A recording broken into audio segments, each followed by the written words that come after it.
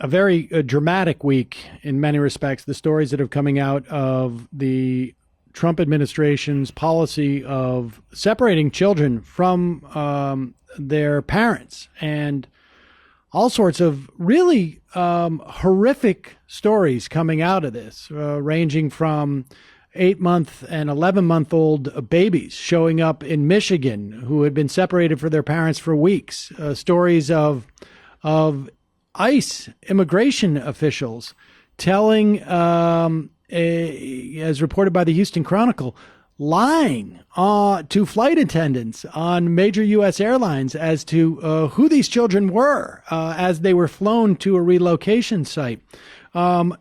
And, of course, the president signing an executive order that purports to change that policy.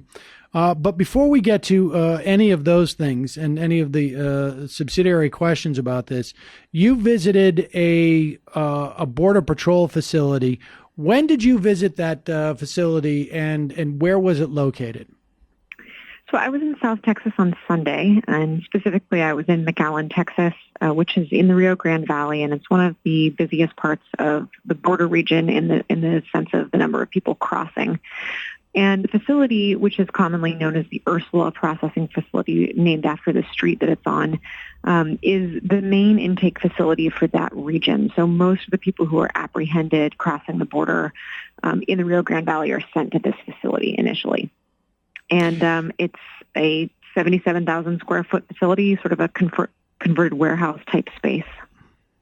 And I mean, do you have a sense? I mean, is this of the breakdown of people who come across? Like, I mean, my understanding is that there are two almost separate populations. One is, and they don't necessarily start out as separate populations. One is families who walk up to the border and say to a border control official, I'm seeking asylum. The other are people who cross at a unmanned area and either are apprehended or seek out border officials having already crossed the area, and in some of those instances say they are seeking asylum. I've also heard stories to the effect, and maybe you've heard something along these lines, that border officials are basically saying, "Yeah, don't come to the official sort of way station. You got to go across another way, so that they can sort of, I guess, mitigate their claims that they're seeking asylum." Give us a sense of who's there.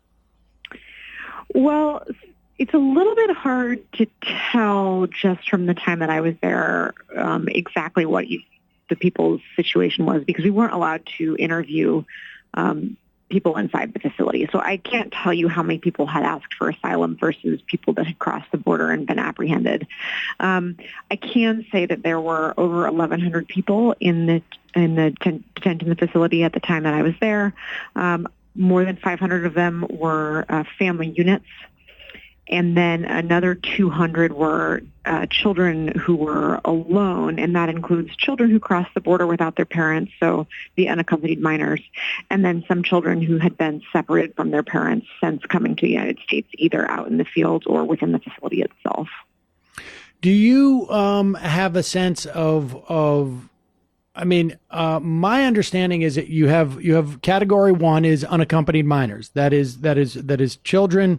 I would imagine somewhat older children, in their teens who are trying to cross without their parents. They are unaccompanied minors. That my understanding is that they also are aware that they're probably going to be put in some type of holding station or a facility, awaiting family members who may already be in the United States.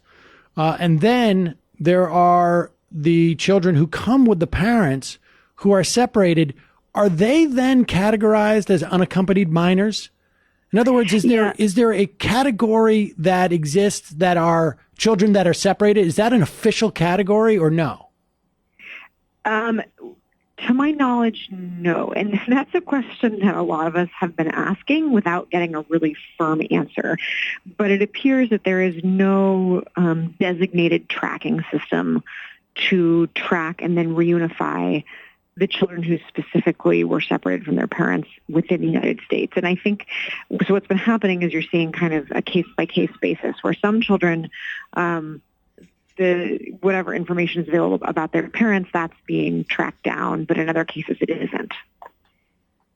That's stunning, right? I mean, you have this category of unaccompanied minors, but it is a meaningless term if every minor who shows up ultimately becomes an unaccompanied minor.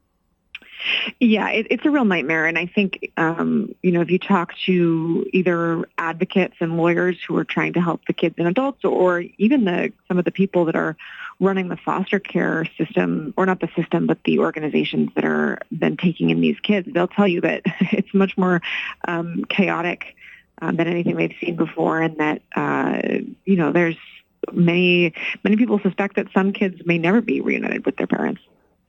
What if it is chaotic now? What was it before? I mean, what was if a family of, let's say, of three, or let's say a mom with two children shows up at the border 6 months ago, says, I am seeking asylum because I have been abused in my home, or I am seeking asylum because gangs have attempted to attack my daughter or to recruit my son, and if they said he doesn't join them, they're going to kill him.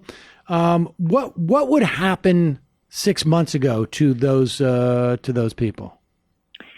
Well, first, I think it's worth clarifying that even 6 months ago, we had reports of asylum seekers being treated as criminals as opposed to, legitimate asylum seekers. So I'm not sure 6 months is exactly the right window I would use, but how it's supposed to work. And before this really kicked into high gear, the zero tolerance policy, is that asylum seekers are legally allowed to present themselves at legal ports of entry, such as, crossing the bridge at Hidalgo Port of Entry and asking for asylum. And then there's a process that they go through.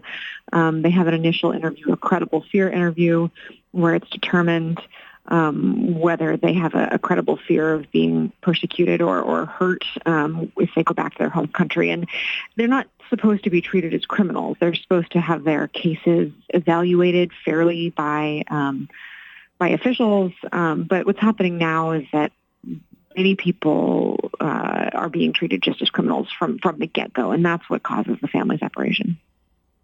And what is involved? Is that simply a policy decision that we no longer? I mean, my understanding of the statutes are that the first time you cross the border in any circumstance, it is a federal misdemeanor, and the policy was to send people back home and not charge them with a federal criminal felony, that it was a civil procedure. Like we've got to take a break. When we come back, tell me what was involved in changing that category type, and could it simply be a question of policy change, or is that something that has to change statutorily?